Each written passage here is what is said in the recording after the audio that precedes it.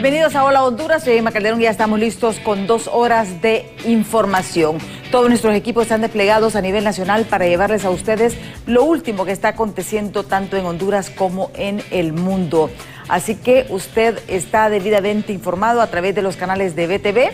Y recuerde que estamos en vivo a través de todas nuestras plataformas. Justamente estamos en vivo a través de www.btv.com.hn, a través de Facebook, a través de YouTube. Y por supuesto, estamos en vivo a través de nuestra radio oficial de noticias del grupo BTV, Acción Radio, la 92.5 FM, 95.9 y 95.1 a nivel nacional. Así que usted no tiene ninguna excusa para no estar bien informado aquí a través de los canales de BTV y de todos nuestros noticieros. Hoy pues un tema que nos preocupa es la situación de la seguridad. Y vean que con la prórroga que se ha hecho del estado de excepción existen muchas críticas realmente de diferentes sectores. ¿Son buenas o malas las políticas? ¿Ha dado o no ha dado resultado? Pues hoy tendremos dos personas que han estado monitoreando constantemente los índices de violencia en el país. ¿De quiénes se trata? En breve le decimos, pero antes vamos con un resumen de las noticias más importantes acaecidas hasta este instante, hasta esta hora de la mañana, aquí en el país, con las 5 de impacto.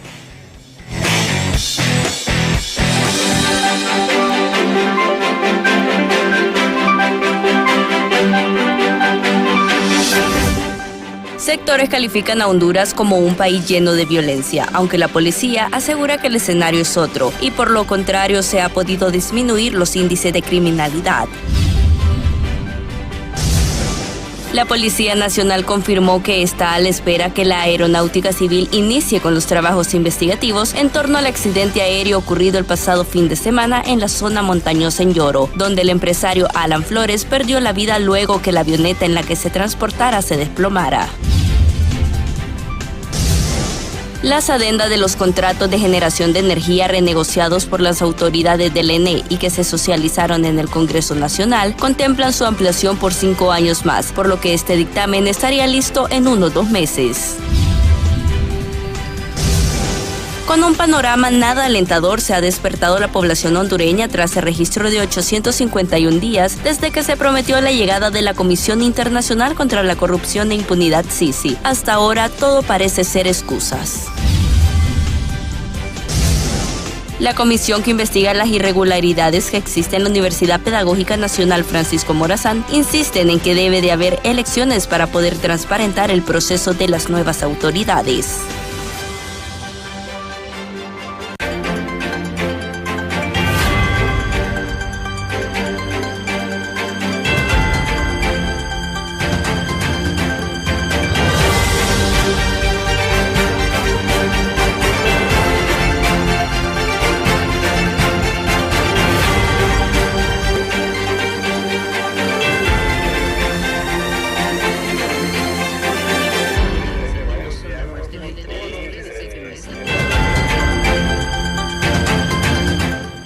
Gracias por estar con nosotros aquí en Diálogo de Impacto. Hoy vamos a abordar un tema que sí nos preocupa y es la situación de violencia en el país. Sabemos que, aunque las autoridades hablan de una disminución, sí hemos visto constantes informaciones a nivel nacional. No sé si es que porque las redes sociales ahora reportan todo lo que está sucediendo en el país. Si ustedes recuerdan, desde el 3 de diciembre del 2022 se decretó el estado de excepción aquí en Honduras. Esta medida con el fin de reducir los índices de violencia, que la policía tuviese mayor accionar. Justamente el ministro de Seguridad, dentro de cuando se hizo una evaluación, reaccionó un poco molesto, ¿verdad? Porque hay ciertas instituciones que están haciendo monitoreo y eso es saludable para la democracia, es saludable para las instituciones. Y él hablaba, lo que dice el ministro dice que se ha reducido la tasa de homicidios en casi 10 puntos. Eso es lo que sostienen las autoridades. Pero aparte de eso, dice que se han invertido 1.3 millones de lempiras en operaciones policiales. Esto pues que se han confiscado más de 12,000 armas de fuego durante todo este tiempo, que han incautado 4 toneladas de cocaína solamente este 2024. Informes que nosotros hemos ido sacando. Pero viene ASJ, esta organización, esta ONG, y ha dicho que en el 2023 la extorsión alcanza su nivel más alto, afectando al 11% de los hondureños. Y recordemos que parte de uno de los componentes del estado de excepción era reducir los altos índices de extorsión que existen en el país. Pero vemos que ASJ dice lo contrario. Y nosotros nos vamos en base a cifras, no a quién dice las cosas, porque esto es bien importante para nosotros. Y la pregunta que todos nos hacemos, ¿funciona o no el estado de excepción? ¿Son realmente efectivas estas medidas? Es el tema que vamos a abordar en Diálogo de Impacto. Ya está aquí con nosotros el abogado Daniel Cáceres. Él es el director del Observatorio de Derechos Humanos del CONADE, porque ellos también han hecho su propia evaluación. Yo creo que cuando hay este tipo de estudios es importante también porque nadie es perfecto, y yo creo que el hecho de que hagan señalamientos significa para mejorar. Porque al final todos convivimos acá. Todos de una u otra forma, directa o indirectamente, somos víctimas de esta violencia. Pero veamos esta nota de nuestros compañeros de los noticieros Impacto.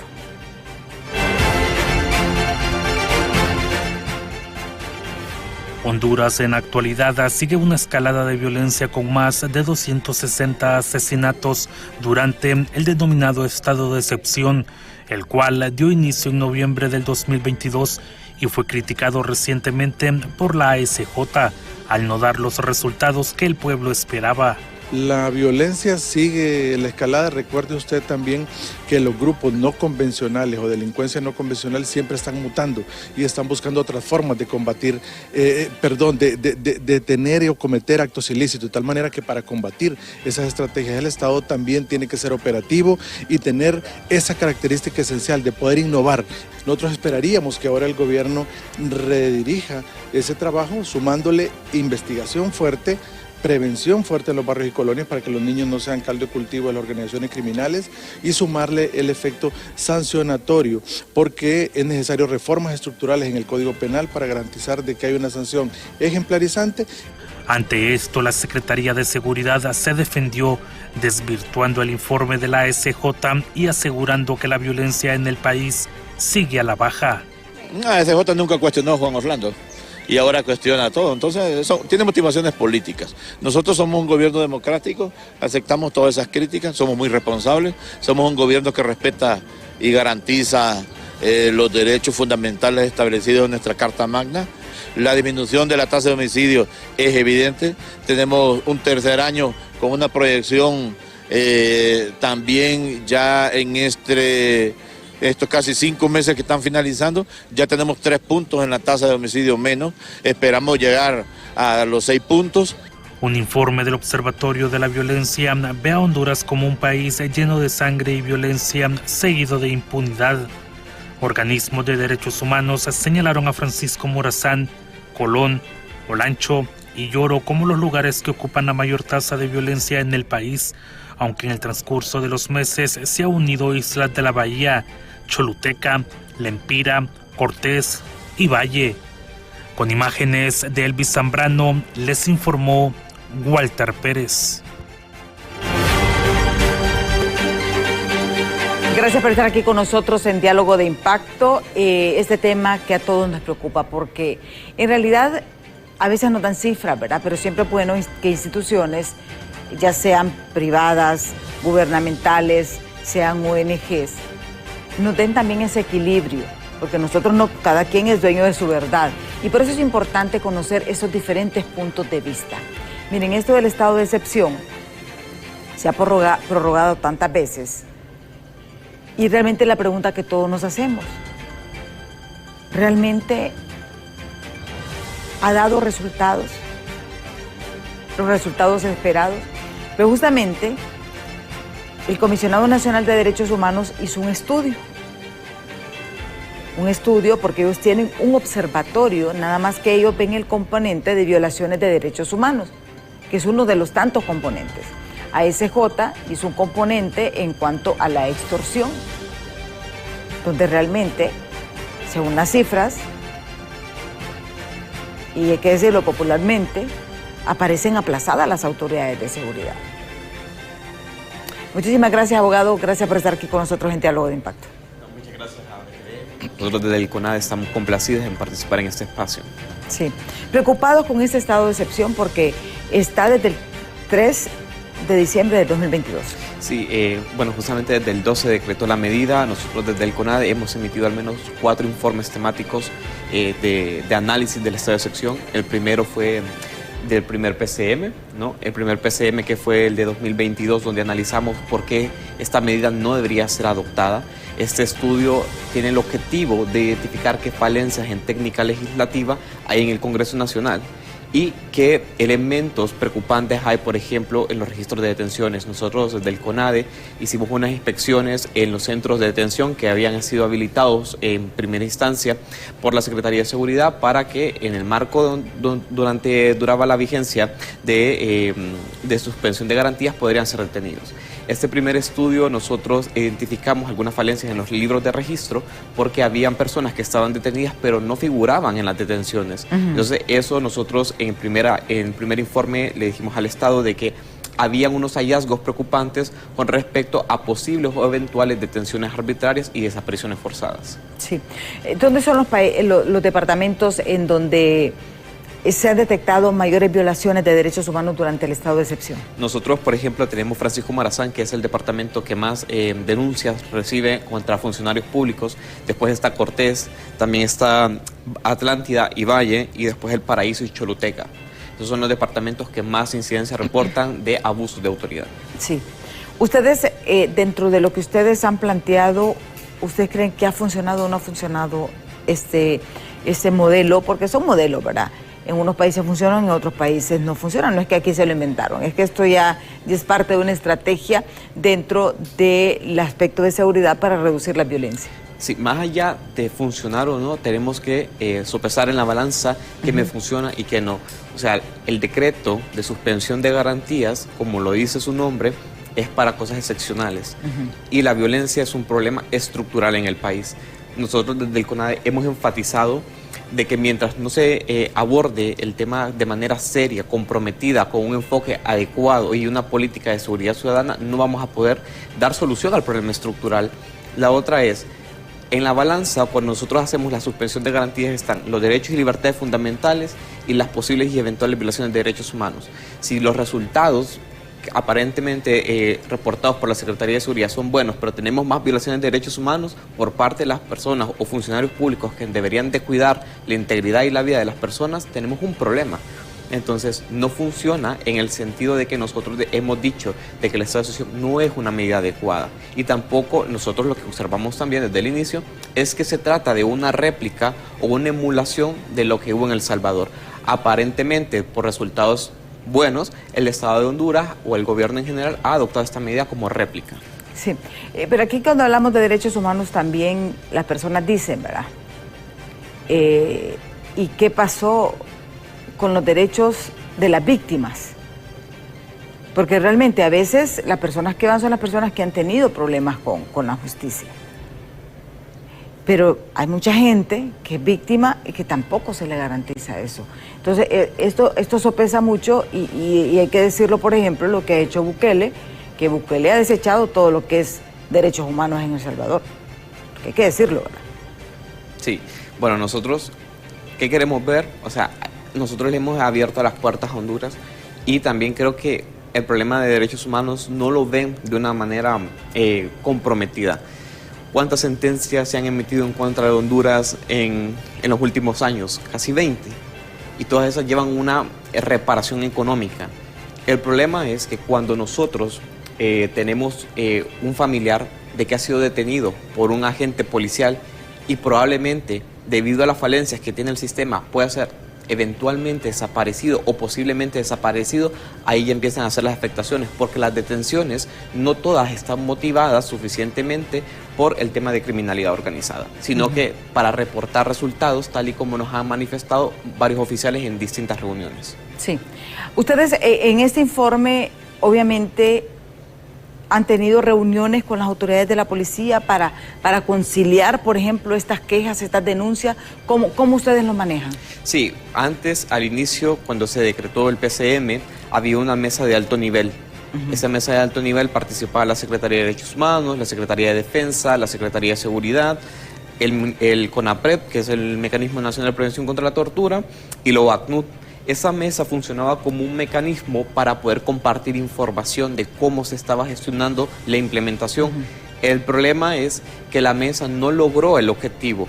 ¿Por qué? ¿Por qué? Porque los resultados que ellos reportaban los transfirieron al CONADE hasta después de la segunda prórroga del decreto. Entonces, esto lo que nos dificultaba era analizar de manera correcta cómo podía asistir el CONADE y en general las organizaciones de derechos humanos al Estado para la implementación, porque la medida está. Entonces lo que nosotros del CONADE hacemos en dos vías. Uno es un estudio de por qué la medida no debe ser adecuada y en todo caso de que la estén adoptando, ayudar a que no existan violaciones de derechos humanos. Sí. Ahora bien, ¿qué tan graves son las violaciones de derechos humanos durante este estado de excepción? Porque yo leyendo un poco el informe, o sea, uno puede entender, vaya exceso de fuerza, podemos decir cuestiones, pero por ejemplo, violaciones. O sea, a mí me llamó poderosamente la atención en esta parte porque eso sí realmente ya entra en un campo criminal, podemos decir. Que una autoridad abuse a una persona, realmente esto sí preocupa.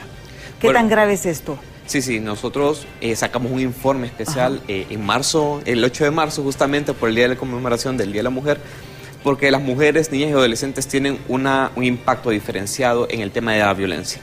No es lo mismo ser un hombre que ser una mujer, niña o adolescente que sufre en un país que tiene problemas de seguridad ciudadana. Cuando las autoridades realizan allanamientos o intervenciones, vemos un problema de que las mujeres denuncian 3 tipos de violencia especialmente.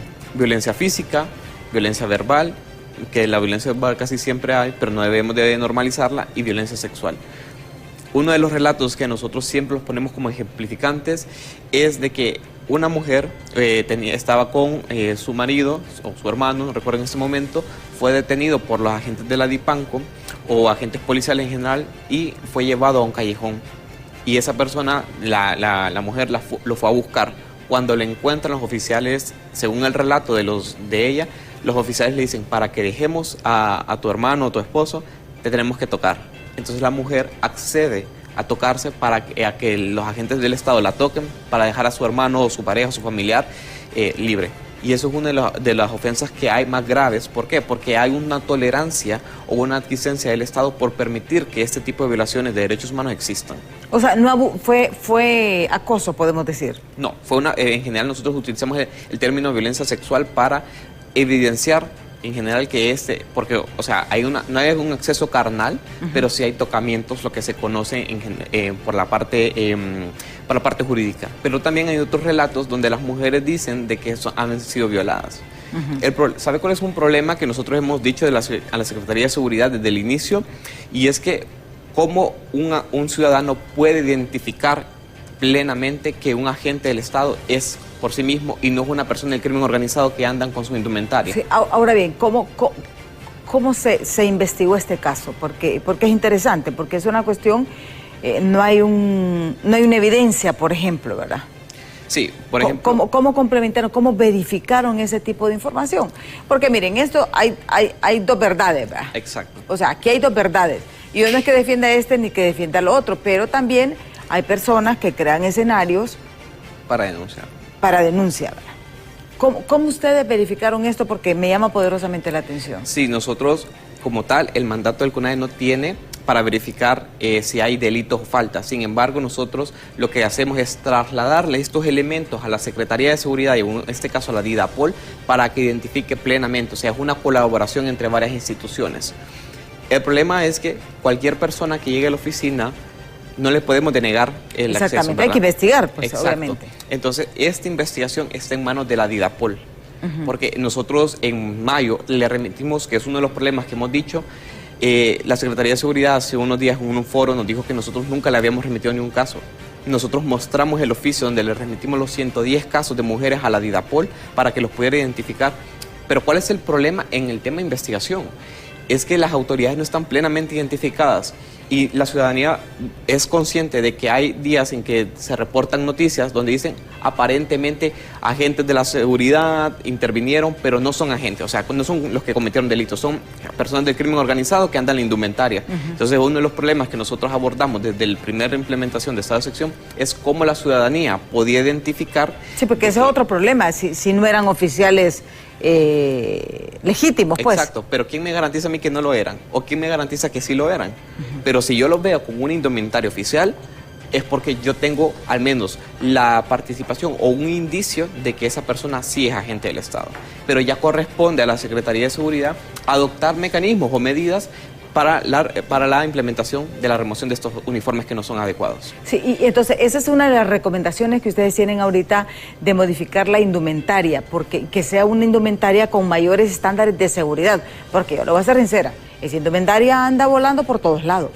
Exacto.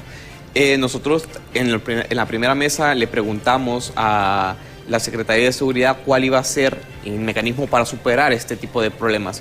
Lo que nos manifestaron es que había una codificación que solamente los agentes del orden o en general la Secretaría de Seguridad podía identificar a la persona o al agente del estatal. El problema es justamente de que cómo yo como ciudadano puedo identificar que esa persona es, porque la Secretaría de Seguridad lo puede hacer, pero el problema es cómo identificar yo como ciudadano que esa persona está, porque uno de los problemas es que a veces incluso no andan el nombre. Sí, y por eso te digo, es bien complejo este tipo de denuncias, pero lo importante es que ustedes, esas 110 denuncias de violaciones a derechos humanos durante este proceso del estado de excepción, ustedes las entregaron a la DIDAPOL. A la DIDAPOL, que es la institución encargada de darle seguimiento y hacer estas investigaciones. Porque aquí hay muchas aristas, podemos decir. O sea, el hecho de que el crimen organizado tenga por ejemplo, uniformes, o sea, nos pone en riesgo a toda la población. Porque claro. Y son los temas de seguridad realmente los que a nosotros nos afectan, en realidad, a todos los... ¿En quién voy a confiar? Exacto. O sea, ¿es realmente un retén? ¿No es un retén? Me voy de un solo porque estas no tienen pinta, como podemos decir. Ya está aquí con nosotros también la licenciada Migdonia Yestas del Observatorio de la Violencia de la Universidad Nacional Autónoma de Honduras, porque nosotros realmente lo que queremos es, miren, lo hecho está, y quien cometió un delito tiene que castigarse. Porque yo creo que tampoco podemos estar llorando sobre la leche derramada. ¿Qué podemos hacer mejor? O sea, el CONADE ya nos planteó parte de esto, de las violaciones a derechos humanos. Pero ahora bien, el ministro de Seguridad asegura de que se han bajado en 10% la tasa de homicidios aquí en el país. Doña Migdonia, pues todos la conocemos, una persona que ha estado dando seguimiento en los años más difíciles de Honduras, podemos decir, y hay que considerar porque es bien difícil. Y ustedes se basan en información más de los medios de comunicaciones, de redes sociales, porque tampoco es que tenemos un panorama claro de toda la información, ¿verdad? Hasta ahora la policía, y hay que decirlo, están haciendo unos ensayos de que están haciendo una información más oficial sobre los diferentes hechos, porque solo hablamos de un tema, pero hay tantos temas, ¿verdad? ¿Realmente se han reducido la tasa de homicidios durante el estado de excepción? Y bienvenida. Muchas gracias por la invitación y un gusto volver a compartir con usted estos espacios que le permiten formar e informar igual que lo hacen los periodistas. Primero quiero empezar con el método. Nosotros no nos basamos en los medios de comunicación, siempre nos basamos en fuentes oficiales. Hacemos un análisis en la mesa interinstitucional de validación que está compuesta. Nos sentamos día con día con la Policía Nacional, con Medicina Forense, con el Registro Nacional de las Personas y el Observatorio de la Violencia, un ente de la Universidad Nacional Autónoma de Honduras, un veedor ciudadano que hace que se transparente la información sobre violencia e inseguridad. En este caso, damos y aportamos indicadores de seguridad ciudadana como lo es la tasa de homicidios, y esto nos da pie para poder al final del año, todavía estamos en ese proceso de cierre del año 2023, incorporar información a la Secretaría de Seguridad para que sea investigada, tal como lo hace CONADE, para que sea investigada, para que se incorpore a los registros oficiales las muertes violentas, sea homicidio, suicidio, siniestralidad vial o accidentes. Eso ayuda a que tengamos dato único de país, pero además como observatorio para tener mayor información, entonces damos seguimiento a todos los medios de comunicación, nos sentamos con la sociedad civil para evidenciar casos que quizás no están incorporados, y eso es lo que nos hace incorporar nuevos casos a las fuentes oficiales, a tal grado que vamos a cerrar más o menos en una tasa de homicidios en el 2023 con 34 por cada 100.000 habitantes. Ya el Comité Internacional estableció que, la CID estableció que Honduras ha reducido la tasa de homicidios desde el 2011. Mire, el 2011 tuvimos una tasa de homicidios de 86.5 por cada 100.000 habitantes. 86. ¿Esa es la más alta que hemos tenido? Esa es la más alta que hemos tenido. Y después 85, 79, 68, 60. Y así vamos hasta llegar al 2023 con 34 por cada 100.000 habitantes. O sea, sí se ha reducido. Yo creo que es importante, porque yo creo que aquí, y como les digo, no es el ánimo de señalar, de culpar, no. Es de que veamos realmente, ok, en esto se ha hecho bien, pero en otras cosas, como dice, estamos fallando. Entonces, pero esto es también la habilidad que debemos de tener y reconocer algo. Yo una vez en una reunión con la gente de la policía, yo les decía, si ustedes supieran la importancia que ustedes tienen para la sociedad, como la policía. Mire, la policía es la primera autoridad que siempre llega a los hechos. La que está presente en todo el país. En todo el país. O sea, no dimensiona realmente la importancia. Y esto al final nos viene a dar, o sea, sí se han reducido la tasa de homicidios por cada 100.000 habitantes. Imagínense, a 34 por cada 100.000 habitantes en el 2023. En el 2023. Ojalá que lo podamos mantener ahorita en el 2024. Porque recordemos también que estas cifras va lento, no es que es inmediato ni que es automático, no, ¿verdad? Y como observatorio es caso a caso, o sea, por ejemplo, el año pasado ocurrieron 6.525 homicidios. Muertes por causa externa, de los cuales fueron 3.947 fueron homicidios. Fue en el año 2021.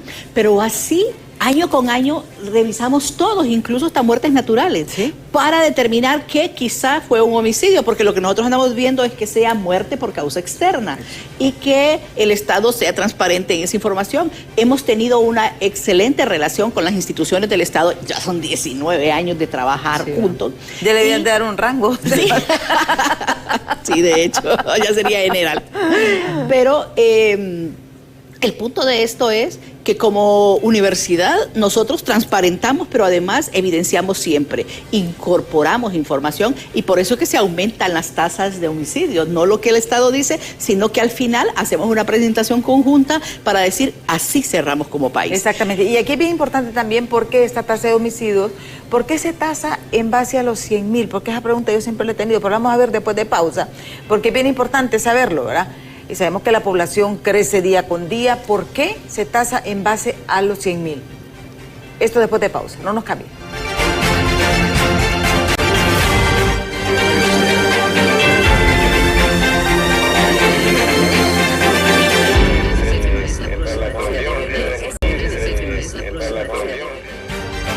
Continuamos esta entrevista con Daniel Cáceres, director del Observatorio de Derechos Humanos del CONADE, y también a Migdonia Ayestas, del Observatorio de Violencia de la Universidad Nacional Autónoma de Honduras. ¿Por qué los trajimos? Porque en esto del estado de excepción hay muchas aristas. Hay muchas aristas. Y como vemos, hay cosas positivas, hay cosas negativas. Pero el hecho es que al final todos tengamos la única misión de proteger y que la ciudadanía se sienta segura. Mire, el abogado Cáceres nos decía algo. Una de las recomendaciones que ellos plantearon es que hay uniformes que están siendo, yo no sé si falsificados o son legítimos, pues, pero hay gente que está utilizando indumentaria militar, policial, especialmente policial, porque ahorita estamos hablando de la parte policial, y que esto está generando problemas porque llegan vestidos como autoridad y no son autoridad. Y esto viene a complicar la situación de la policía. Y es por eso que se pide realmente un mayor seguridad en la fabricación de este tipo de indumentaria. Lo que hay que decir también que esta indumentaria es siempre producida por las mismas autoridades, ¿verdad? O sea que hay un problema de deficiencia de los fabricantes, sí, hay que decirlo. O dentro de las mismas instituciones, ¿verdad? Que filtran, porque yo tenía entendido, y yo no sé si estoy equivocada, abogado, que hay una codificación especial para cada uniforme que se emite. Así es. El problema es cómo yo como ciudadano puedo ver esa codificación o qué elemento a mí me puede dar en general, que yo miro un agente estatal y que si es de la policía o si es un agente de seguridad. El problema es cuando estamos frente a una persona que tiene una indumentaria similar y no tengo la certeza de que sea o no. Y ese es el mayor problema. Vamos a leer un mensaje antes de entrar. ¿Por qué la tasa de homicidios se maneja en base a 100.000 habitantes? Dice, noticia de televidente, no está funcionando, solamente ha servido para drenar los fondos del Estado, solamente enfoquen los operativos, dice, solo colocan conos y los oficiales están con los celulares en las manos. Vea lo que dice el televidente. O sea, a veces yo me pregunto y yo como televidente se los digo, ¿qué están haciendo, verdad? Y es cierto, están ahí, tal vez, no sé, es una estrategia, desconocemos, pero es la percepción. Porque también es la manera como tenemos que comunicar. Ahora bien, licenciada Migdonia, ¿por qué se tasa en base a 100.000 habitantes, la tasa de homicidios? Bueno, primero quiero reaccionar sobre lo que dice el televidente. Si bien es cierto, en muchas ocasiones podemos ver a policías que están con sus celulares, podemos ver retenes policiales, pero además también podemos ver, como lo vimos ayer, policías defendiéndose porque los estaban macheteando. Sí. A veces solo vemos una parte, una arista de un problema o de una estrategia y queremos reaccionar sobre eso, sobre lo que a mí me ocurrió y no lo que al resto de la población. Por eso es que los análisis son importantes. Y fíjense que aquí le agrego algo, y yo no sé si es la percepción, pero a mí me ha pasado. Yo voy, cuando uno sale fuera de la ciudad, la policía está más concentrada, no, está como más alerta. O sea, esto que dice la persona lo vemos aquí en la ciudad. Y puede ser cierto, porque él vio 1, 2, 3 y vio varios. Pero también ellos no están es el sometidos. total de los 22.000 policías que están trabajando y que hacen su labor, o que están infiltrados, que están en peligro porque están en actividades investigando en actividades delictivas como maras y pandillas, crimen organizado. Por eso es que también tenemos que poner las dos caras de la moneda y no solo criticar, porque las críticas sin propuestas también se vuelven un problema. ¿Qué podemos hacer? Por eso a mí me encanta siempre los finales de los programas, porque esa es la parte que te preguntan, ¿qué podemos hacer? ¿Sí? ¿Y por qué? Porque tenemos que empezar a ser propositivos y no solo criticar a las instituciones. Cuando a mí me preguntan, es que hay que depurar a la Policía Nacional, entonces les digo, ¿y por qué solo la policía? ¿Y por qué no las Fuerzas Armadas? ¿Y por qué no al Ministerio Público, a la Corte Suprema de Justicia, a todo el sistema de seguridad y justicia que se amalgama y se vuelve un problema cuando hay situaciones de violaciones a derechos humanos? Volviendo a la tasa de homicidios, es un estándar internacional que permite compararnos con todos. Y podemos hacerla por 10.000 habitantes, por 1.000 habitantes, cuando queremos hacerlo por un barrio, por un municipio que es demasiado pequeño, pero realmente se utiliza como estándar internacional esa tasa de homicidios, que es por 100.000 habitantes. Número de homicidios entre el número de la población que hay en el país, si la queremos hacer del total del país, por 100.000 habitantes. Eso nos permite compararnos con el mundo, porque podemos decir, bueno, en Honduras reducimos la tasa de homicidios, en El Salvador también. y la bajó a 11. Costa Rica tiene un problema ahora que está evidenciando más y está a 13, pero la está subiendo y nunca la ha hecho tan transparente. Pero Guatemala también, o sea, Honduras sigue siendo un país violento que sin estar en guerra produce tantos homicidios a pesar de la reducción. Seguimos siendo el segundo país en Latinoamérica que presenta o registra más homicidios. Obviamente en Centroamérica ocupa el primer lugar. Y luego sigue, por ejemplo, Guatemala y el siguiente es Costa Rica, que siempre era el quinto lugar, ahora es el tercero, luego El Salvador y Nicaragua, que no hay mucha información. Eso es por lo que se hace una tasa de homicidios por 100.000 habitantes y no por 10.000 o por 1.000, es precisamente por compararnos en el mundo. Pero cuando analizamos también hay otros indicadores de seguridad ciudadana que nos permiten también analizar qué país es el que tenemos. Por ejemplo, la CIDE establece que preocupa el uso excesivo de la población con las armas de fuego. Sí. Que en Honduras las armas de fuego y la proliferación de armas de fuego es un problema. Lo vemos que en el 79% del total de las muertes violentas homicidas hay un arma de fuego involucrada. Y hay que recordar que este es un instrumento de lesión que satura los hospitales, pero también de muerte. Y la escasa investigación científica criminal que dé cuenta de quiénes son los responsables y por qué le quitaron la vida a una persona es lo que hace que más violencia se produce. Porque ahí es donde oí por radio la palabra inacción del Estado, y eso es lo que hace. Cuando el Estado no actúa, le permite al ciudadano común decir, lo voy a hacer yo, me voy a vengar yo. Y aquí hay una situación con las armas. Miren, aquí usted toca el tema de las armas y hay que decirlo, aquí el único ente oficial que vende armas es las Fuerzas Armadas. La armería. O sea, y hay que decirlo. ¿Y por qué no controlan? ¿Ah? ¿Cómo es posible que aquí una persona que quiera comprar un arma para tenerla en su casa no se le permite porque es un procedimiento muchos controles, mucho control, pero en cambio los beneficiados, por ejemplo, vaya a las empresas de seguridad privada, o sea, es un grave problema, abogado, usted lo sabe. Sí. ¿Cuántas armas tiene esta gente? Pero ellos son controlados también, porque hay que decirlo también, se ha ido mejorando poco a poco.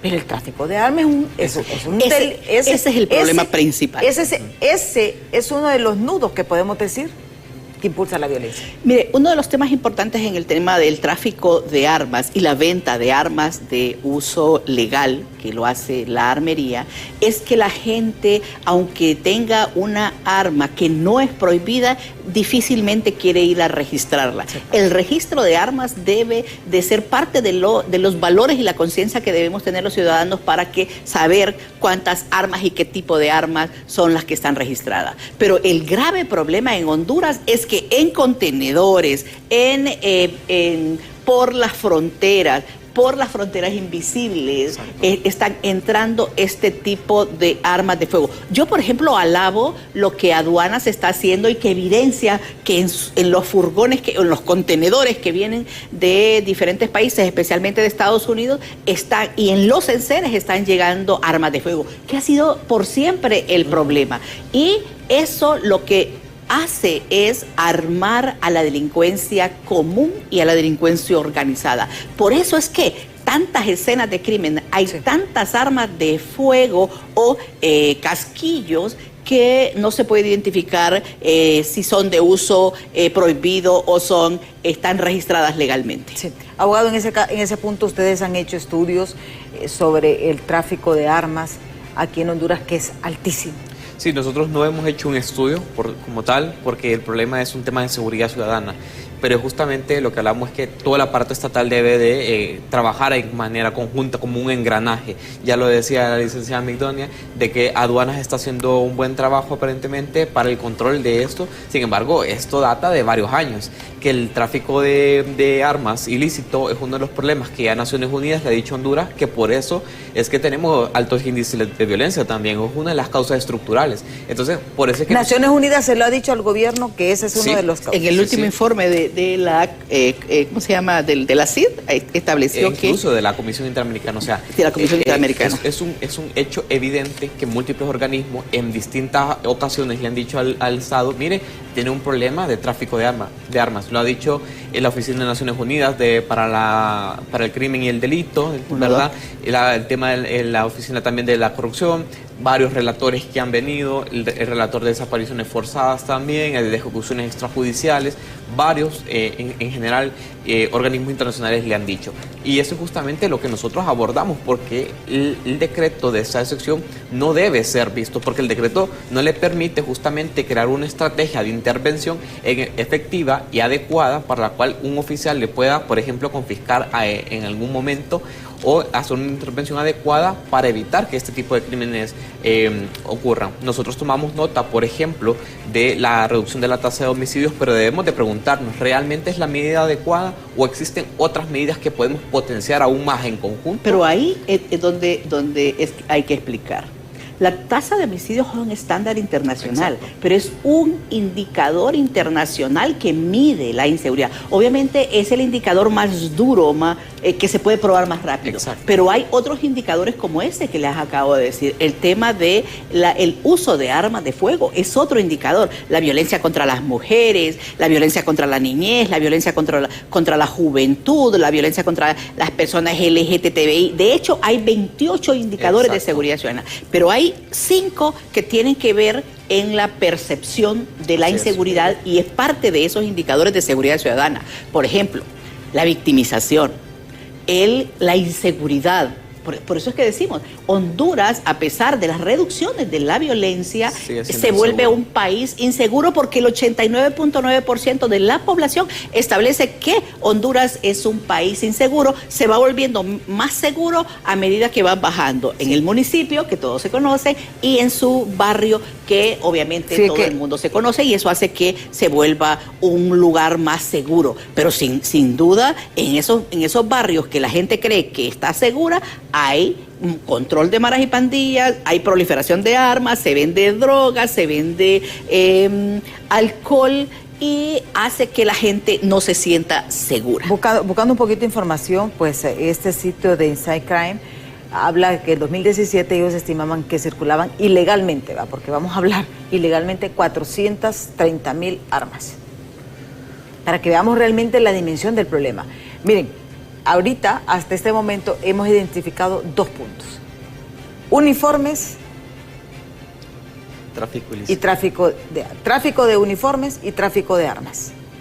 Yo creo que esas son las acciones que la policía, y no solamente la policía, porque yo creo que esto al final es un problema conjunto, conjunto. Tiene que haber, mire, y yo escuchaba, por ejemplo, comunidades, Colón, ¿se acuerda? Hay varias, Hugo Maldonado es el que ha venido pidiendo un desarme general, pero un desarme general tampoco es la solución, creo yo, sino que un registro adecuado. Un registro donde el ciudadano diga, mire, esta es mi arma, yo la tengo, ya se sabe, ¿cómo le llaman? El registro balístico también, ¿verdad? De las armas, porque eso se coteja. Cuando lo hacen el registro de armas, le dicen qué tipo de arma tiene, pero también qué tipo de municiones usa. Entonces ahí es donde huella de los casquillos, precisamente para que cuando ocurra algo puedan vincularse. Si es un cruce, entonces lo sabemos. Y eso no es ciencia ficción, ¿verdad? Esto es realidad. O sea, estos son sistemas que se dan. Entonces, para que veamos, digo yo, a veces, ¿por qué a las autoridades les cuesta? Yo a ustedes los invité y hemos detectado 2 debilidades. 2 debilidades que si se corrigieran, podríamos tener mejores resultados. Exactamente. Pero ahí hay un problema. Y es nuestro tipo. O sea, hay que, como decía un presidente, hay que pasarle la pelota a quien corresponde. Exactamente. La sociedad civil abogó, trabajó, porque ahí estuve yo, para tener una mejor ley de control de armas de fuego, municiones, explosivos y similares. Y se redujo por ejemplo, el número de armas de 5 a 3. Se aumentó la edad de que las personas puedan portar y usar un arma de fuego. Yo creo que usted todavía no las iba a, está muy joven para usar armas. Pero bueno, era de 18 a 21. ¿Y qué está pasando en este momento? Y la comisión lo dijo en el último informe. Se volvió a que la gente que ya tenía 5 armas de fuego, que continuara teniendo 5 armas de fuego. Y eso se vuelve un problema, porque imagínese, yo, Migdonia Ayestas, tiene 5 armas de fuego, y mi esposo, mi hija, mi otro hijo, o sea, quien sea, va a tener. Entonces, en una casa, ¿cuántas armas de fuego va a tener? Entonces, es un arsenal, y va a tener casi una casa, va a ser una posta policial. Ahí es donde debemos trabajar en el control de las armas de fuego y municiones. Una munición debería valer 1000 lempiras para que cuando les toque querer usarla se inhiban, porque si no le voy a poner 1000 pesos a ese. Entonces, esas cosas deberían de trabajarse precisamente porque se vuelven un problema en un país pobre que hayan tantas armas de fuego. El estándar internacional dice que cuando hay registradas más o menos 400,000 armas de fuego en Honduras, entonces es el doble que está en tráfico ilícito. Y en el tráfico ilícito tenemos un problema, es que las armas en Estados Unidos son legales, pero a medida que pasan la frontera con México, en ese tráfico hasta llegar a los países productores de droga, se vuelve ilícita. Obviamente Honduras ya está siendo un país productor de drogas, precisamente porque cuántas destrucción de plantas de coca se han hecho en los últimos años. Por ejemplo, a veces cuando vemos esa imagen, tal vez no la pueden poner los chicos de dirección de cámara, salen con unas armas. Óigame, unas armas, ahí estamos viendo, armas realmente de grueso poder arsenal. Mire, yo al final, sinceramente, con el perdón de la policía, yo no sé si es que las reciclan o qué, pero salen con unas armas que yo digo, Dios santo, ¿de dónde las sacan? ¿Y cómo es posible que esta gente ande circulando con estas armas? Si a usted, cuando en los operativos, le revisan todo. Entonces uno se sorprende. O sea, es increíble esto. Y porque la droga, como usted dice, doña Migdonia, va acompañada. Exacto. Porque son elementos de las armas. Porque eso, exactamente.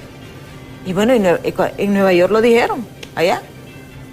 Nosotros nos encargábamos de custodiar la droga del fulano, nos encargábamos, los otros le ayudábamos. Y vemos situaciones que a mí me preocupan. Mire, ¿cuántas revelaciones se han hecho en la Corte Federal de Nueva York? Cierto. ¿Y qué hemos hecho nosotros acá? Por ejemplo, me parece interesante los cementerios, las exhumaciones que están haciendo en los cementerios clandestinos en este momento. Pero el Cachiro Mayor le ha dicho que 78 personas le quitó la vida.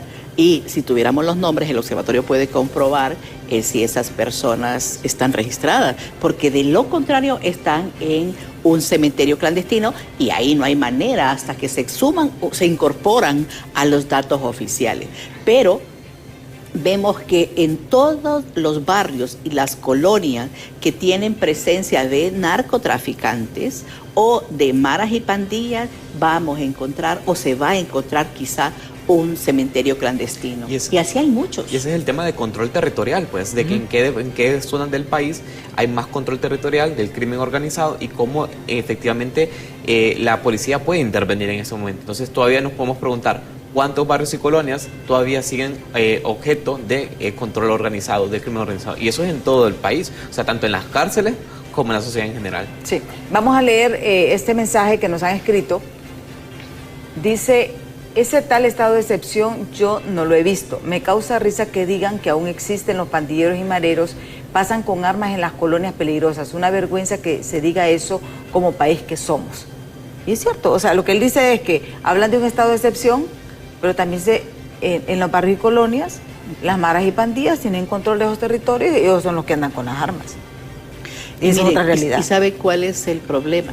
Es que yo lo digo, el ver oír y callar es parte de lo que la comunidad en el barrio hace para sobrevivir.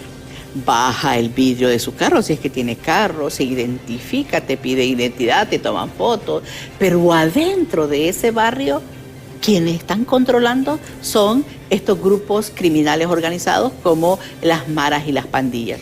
Y vemos en colonias, que ni nos imaginamos, grandes mansiones cuando no se explica cómo la construyeron, porque hay muchas colonias que los bancos no dan préstamos, o porque son riesgosos por desastres naturales, o porque hay presencia criminal. Sí, y entonces sí. La pregunta Mire, es, que ¿qué pasa? El tiempo se nos ha agotado, se nos ha terminado. A mí solamente me resta pues agradecerle, abogado.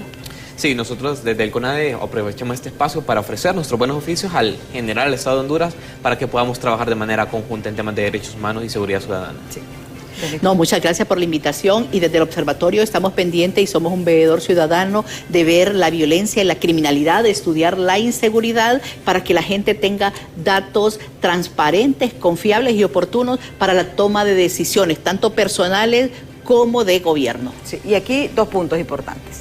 Tienen que mejorar las autoridades de seguridad el tráfico de armas y el tráfico de uniformes, porque estos 2 son puntos importantes que han salido durante este programa y que ojalá los tomen en consideración y que se tomen las medidas necesarias para evitar eso, porque al final todo lo que queremos es vivir en un país seguro, donde usted pueda salir tranquilamente y saber que quien lo detiene es una autoridad. Gracias a ustedes por su atención. A nuestros invitados, 1.000.000 de gracias. A ustedes, televidentes, 1000 gracias por su sintonía, pero continúen con Hola Honduras. Ya está Ani Catherine con toda la información del momento. Yo, si Dios quiere, les espero mañana en punto de las 7 de la mañana aquí en Diálogo de Impacto. Hasta mañana.